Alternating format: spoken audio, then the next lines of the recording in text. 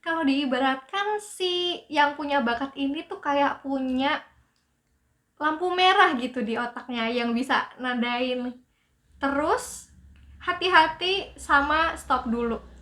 Kita kenalan sama deliberatif si pengantisipasi resiko.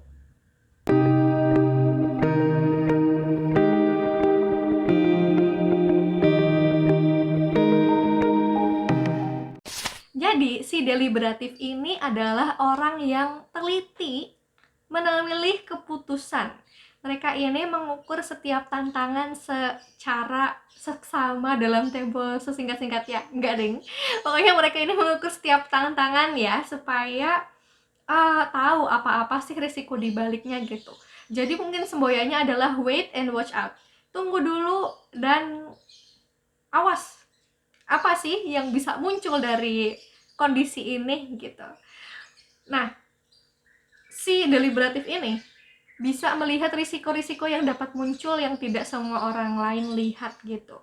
Nah, terus juga selalu perlu nih untuk mengamati semua faktor dalam menilai dan mempertimbangkan pro and cons sih, pro dan kontra dalam pengambilan keputusan. Jadi jangan sampai pengambilan keputusan ini tuh malah disesali di akhir gitu, karena ya dia ini bisa memastikan semuanya aman sebelum bertindak, sebelum menyesal ya.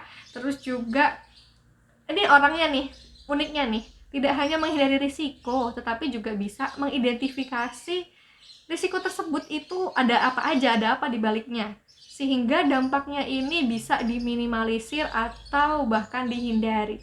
Nggak sekedar mungkin anggapannya adalah mungkin takut beraksi gitu ya, tapi ya sebenarnya si deliberatif ini mikirnya ya wait and watch out dulu tadi. Kita tunggu dulu sebentar, ambil jeda untuk memikirkan hal-hal yang perlu diminimalisir nih resikonya. Jadi biar di akhir hasilnya itu bakalan cocok.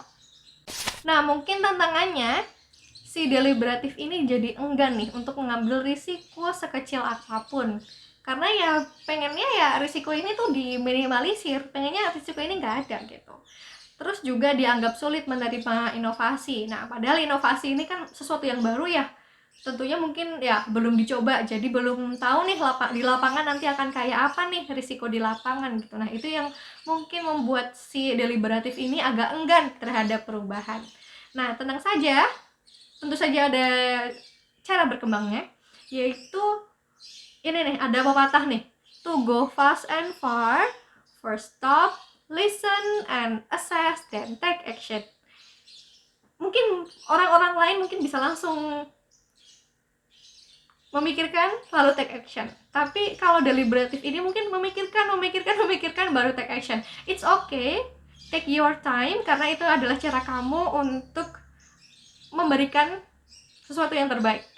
Lalu juga mungkin nih untuk mengantisipasi mungkin cukup lama ya pengambilan keputusannya ya, ini coba mencari keterampilan yang lain nih, skill tambahan nih untuk mendukung kamu mengambil keputusan yang lebih cepat. Mungkin kamu udah punya SOP sendiri atau mungkin udah punya skema tersendiri nih, jadi proses berpikirnya, proses pengambilan keputusannya ini bisa jadi lebih dipersingkat gitu.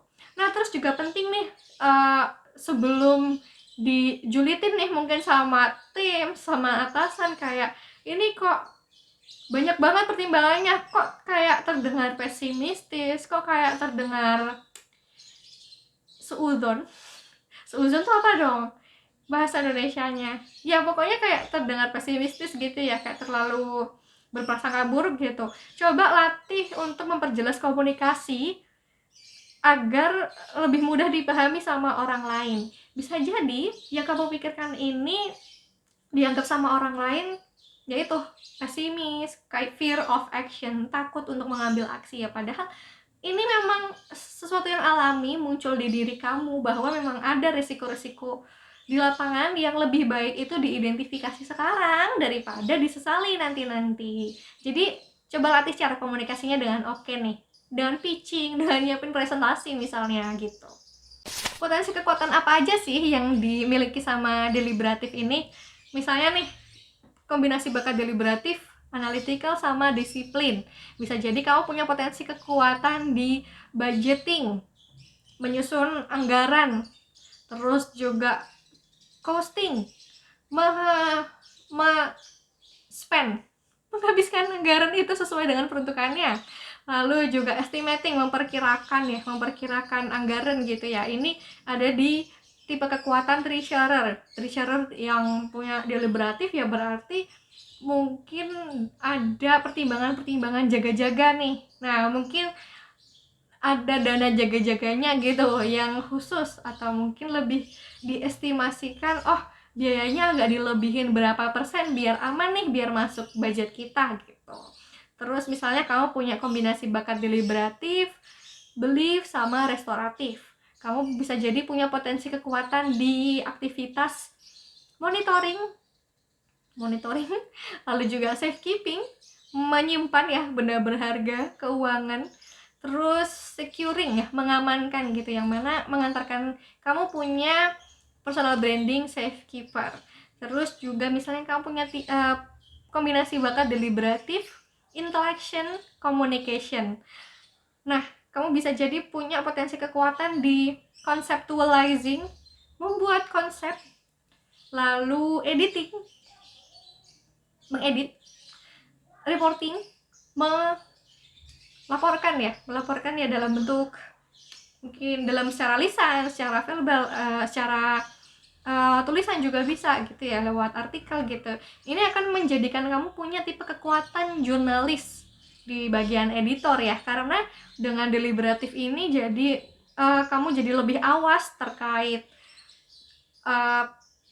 penulisan, tipenya, terus juga lebih hati-hati terkait ini angle-nya udah oke nggak ya, apakah akan ada yang mungkin materinya agak tepi jurang nih, kayaknya nanti akan ada yang tersinggung, ini deliberatif kamu muncul nih di sini. Kalau bakat deliberatifnya lemah gimana dong? Nah, mungkin untuk kamu yang deliberatifnya lemah, bisa jadi kamu tuh emang tahu biasanya cara memulai sesuatu gitu, tapi kayak slowing down dulu atau berhenti sejenak buat memikirkan risikonya, ini jadi tantangan buat kamu, kayak pengennya hayuh gitu. Terus juga bisa jadi nih seringnya cenderung dianggap ceroboh, mudah lupa atau melewatkan sesuatu karena ya mungkin tidak slowing down dalam prosesnya, terburu-buru gitu melakukan sesuatu gitu. Nah, kalau misalnya deliberatifnya agak lemah, mungkin bisa menghindari mengambil tugas yang berisiko tinggi atau pengambilan keputusan yang berisiko tinggi gitu ya, karena ya ketika misalnya perannya levelnya agak tinggi, bisa di manajer, ketika pengambilan keputusannya buruk tentunya akan berpengaruh pada kerja organisasi gitu. Terus juga bisa jadi menghindari menjalankan pekerjaan yang membutuhkan ketelitian. Terus juga bisa ini sih, menyeimbangkan sikap fleksibel, mungkin karena terlalu hantam hajar gitu ya, mungkin fleksibelnya terlalu lebar, kayak lihat aja nanti gitu. Nah, coba nih antara fleksibel sama tanggung jawab itu diseimbangkan lagi gitu. Terus ya itu, berlatih untuk mengambil jeda ketika merespon sesuatu.